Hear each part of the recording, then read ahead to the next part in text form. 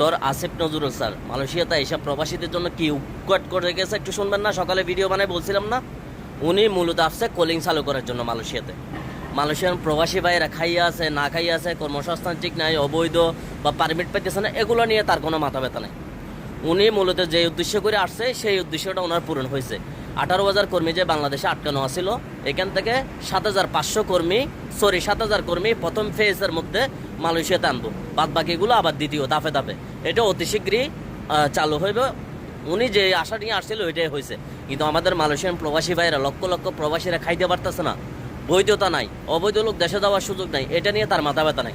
অবৈধ লোক দেশে যাওয়া যেহেতু 19 তারিখ থেকে শুরু হইবে, এটা কোনো ওনার পরিকল্পনা ছিল না। এটা হচ্ছে মালয়েশিয়া গভর্নমেন্টের সিস্টেম। মালয়েশিয়া গভর্নমেন্ট অবৈধ লোকেরা দেশে পাঠিয়ে দেবে, এটা 19 তারিখ থেকে শুরু হইব।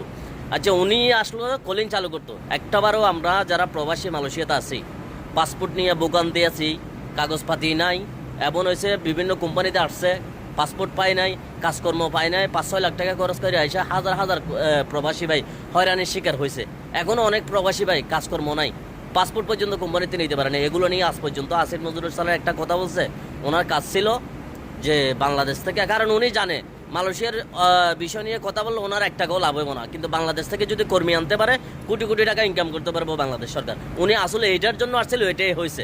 তো মালয়েশিয়ান প্রবাসী ভাই যারা দুর্ভাগ্য কপাল পরা, এরা কপাল পরাই থাকবেন, এরা জীবনও সুখী হইতে পারবেন না। এই যে এখন 7,000-10,000 কর্মী আনবো, এরাও একই অবস্থা, না খাইয়া না রাস্তায় রাস্তা ঘুরবো। আমি বিনীতভাবে অনুরোধ করবো, বাংলাদেশ থেকে যারা কলিং ভিসায় আসবেন, কপালে কিন্তু শনি রেখেন না। আপনি বাংলাদেশে 4-5 লক্ষ টাকা খরচ করে আসবেন, ওটা নিয়ে আপনি বিজনেস করেন বা কিছু করেন, এটা আপনার জন্য ভালো হইব। আপনি মালয়েশিয়াতে আইসা 20,000 টাকা বেতনেরও কাজ করতে পারবেন না। আপনার কোম্পানি যতই ভালো, আপনি হয়রানি ভোগান্তির শিকার হবেন। তো আল্লাহ হাফেজ, ভালো থাকবেন। আমি এখনও বলতেছি মালয়েশিয়ান প্রবাসী ভাইয়েরা সতর্ক হন, আপনাদের জন্য বাংলাদেশ সরকার কিচ্ছু করবো না।